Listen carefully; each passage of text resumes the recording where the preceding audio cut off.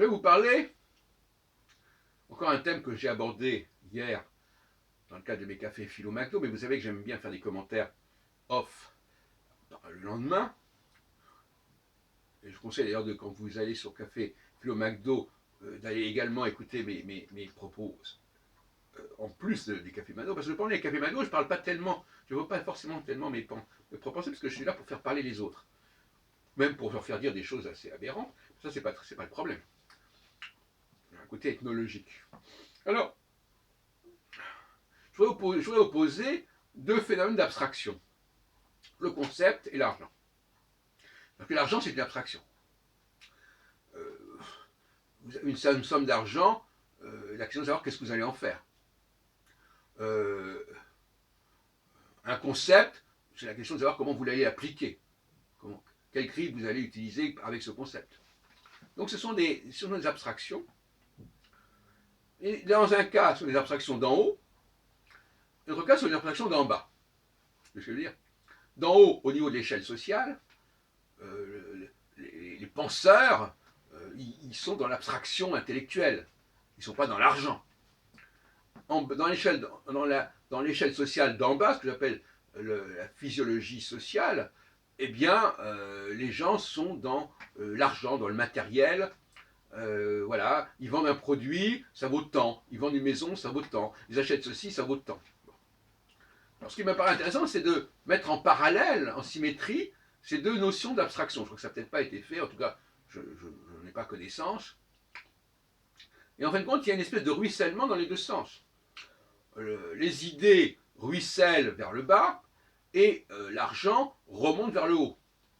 Remonte vers le haut sous la forme, par exemple, d'imposition, sous la forme de redevance, sous la forme de royalties, etc. Sous la forme de droit d'auteur, par exemple. Donc il y a une espèce de mouvement comme ça, dans les deux sens. Alors, ce que je voudrais dire aussi, chers amis, c'est que, au fond, il faut être dans l'abondance. Il faut être dans l'abondance, dans la générosité.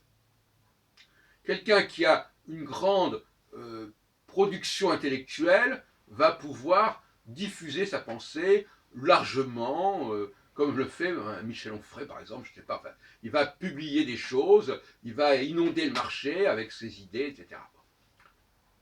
Et il le fait naturellement, parce que c'est presque un besoin viscéral de sa part. Je ne parle pas de Michel Onfray, je parle de manière générale, de l'intellectuel, du penseur, du romancier, du dramaturge, etc., etc. Et inversement, en bas, les personnages les plus intéressants, ce sont ceux qui sont à l'aise avec l'argent, qui font de l'argent, comme on dit.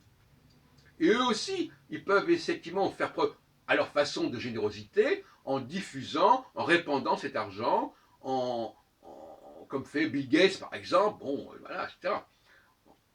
Et le problème, ce sont ceux qui sont médiocres, qui n'ont ni beaucoup d'argent, ni beaucoup d'idées. Ça, c'est la grande masse des gens qui sont au milieu, en quelque sorte, de ces deux extrêmes. Ils ne sont pas très généreux dans leurs idées, parce qu'ils n'en ont pas beaucoup. Et ils ne sont pas très généreux, les autres aussi, dans leurs dons, dans leurs aides, parce qu'ils n'en ont pas beaucoup. Ce sont des gens qui ont médiocrement réussi. Et ces gens-là sont particulièrement déplaisants, quelque part. Ils ont un comportement moral douteux. Hein. Ils n'ont pas assez d'argent pour pour aider autrui, mais ils ne sont pas non plus des grands intellectuels pour autant, ou bien ils ne sont pas si féconds que ça sur le plan intellectuel, sur le plan créatif, pour véritablement donner des vocations à d'autres personnes, parce que c'est ça aussi, l'argent et les idées, ça met en branle d'autres personnes, ça donne du grain à moudre à d'autres personnes. Je donne de l'argent, il y a du grain à moudre. Je donne des idées, il y a du grain à moudre. Pour ceux qui sont entre les deux extrêmes. Ce qui est en haut donne du travail à ce qui est en bas, et ce qui est en bas donne du travail en remontant, en diffusant, etc. De toute façon, il y a tout un processus comme ça de ruissellement, comme j'aime bien ce mot qui est actuellement à la mode. Je crois que c'est Macron qui en a donné récemment encore une illustration, qui est premier de cordée, etc. Voilà, voilà ce que je voulais dire, n'est-ce pas, cette, moi, ce qui me frappe, c'est la médiocrité. Médiocrité de gens qui ne sont ni généreux de leur argent, ni généreux de leurs idées, parce qu'ils n'ont pas beaucoup d'argent et parce qu'ils n'ont pas beaucoup d'idées. Et ça, cette espèce de masse comme ça intermédiaire est assez pathétique et assez déplorable. Et ils n'ont pas une grande qualité humaine, je dirais, de certaine manière. Et on rencontre beaucoup de gens comme ça, qui euh, ont de l'argent, mais pas tant que ça. Et donc finalement, ils ne peuvent pas vraiment en donner, ils ne peuvent pas vraiment en investir. Ou ils ont des idées, mais pas beaucoup. Donc finalement, ils gardent ça pour eux. Et puis, au fond, ça